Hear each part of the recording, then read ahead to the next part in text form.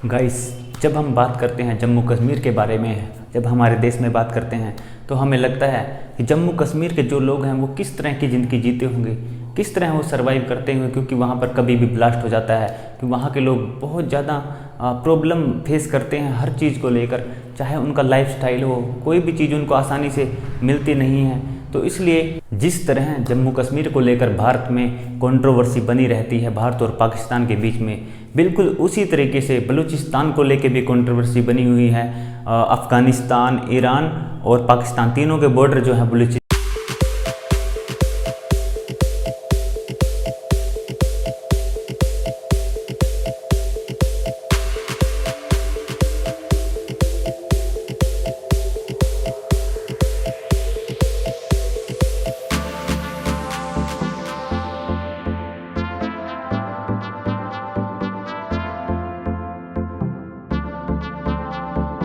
Guys, लेकिन बलूचिस्तान पे अधिकार अभी तक पाकिस्तान का ही जमा हुआ है। अगर हम एरिया की बात करें तो पाकिस्तान का लगभग 60% से भी ज़्यादा जो एरिया है वो बलूचिस्तान में आता है, यानी कि वो पाकिस्तान का एक बहुत बड़ा हिस्सा है। और अगर हम जनसंख्या की बात करें तो जनसंख्या के हिसाब से तो मुश्किल से 10 से 12% तक की जो है जनसंख्या पूरे पाकिस्तान की बलूचिस्तान में रहती है। और गाइस, वहाँ पर चाहे खाने पीने की बात हो या लाइफस्टाइल की बात हो, वो एकदम बद से बदतर है। और वहाँ की जनता लगभग 80 से 90% लोग जो है वो गरीबी सी रेखा के नीचे ही जीते हैं। उनको खाने पीने की चीज़ों के भी बहुत ज़्यादा प्रॉब्लम्स हैं। यहाँ पर जो लोग रहते हैं उनको बालूची कहा जाता है और यहाँ पर बोले जाने वाली भाषा भी बालूची। अगर हम बलूचिस्तान के इतिहास की बात करें तो सन 1944 में जनरल मैनी नाम के व्यक्ति ने कोशिश की थी कि बलूचिस्तान जो है स्वतंत्र राष्ट्र बन जाए, लेकिन सन 1948 में ब्रिटिश गवर्नमेंट ने इसको पाकिस्तान में इसका विलय कर दिया, दोनों को पाकिस्तान में मिला दिया।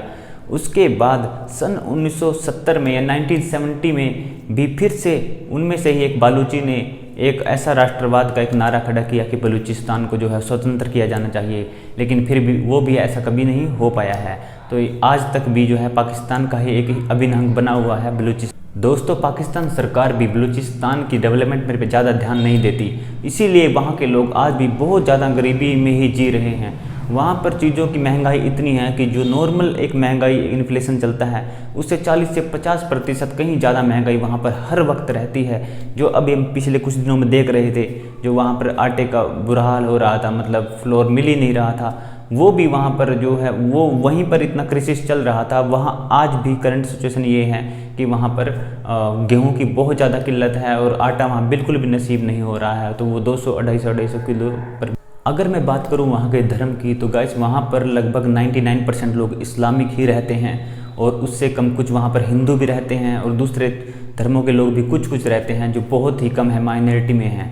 और वहाँ पर ज़्यादातर बलूची लैंग्वेज ही बलूचिस्तान के लोग बिल्कुल भी पाकिस्तान को पसंद नहीं करते, क्योंकि पाकिस्तान सरकार उन पर कोई ध्यान नहीं देती। इसलिए उनका भी मानना यही है कि वो जितनी जल्दी हो सके हिंदुस्तान के साथ विलय हो जाए, ताकि उनका भी विकास हो सके, डेवलपमेंट हो सके। और गाइस, स्थिति ये है बलूचिस्तान की कि वहाँ पर जैसे जम्मू कश्मीर में हम बोलते हैं, एक उसी तरीके का उससे भी कहीं ज़्यादा बहुत बड़े लेवल पर ऐसा है कि वहाँ कभी भी बम ब्लास्ट हो सकता है। तो दोस्तों, जैसे कि आपने देखा, बलूचिस्तान के लोग बहुत ही दुख भरी ज़िंदगी जीते हैं और उनकी सरकार उन पर कोई ध्यान नहीं देती। इसी प्रकार की और जियोग्राफिकल वीडियोस देखने के लिए भी हमारा चैनल सब्सक्राइब कीजिए।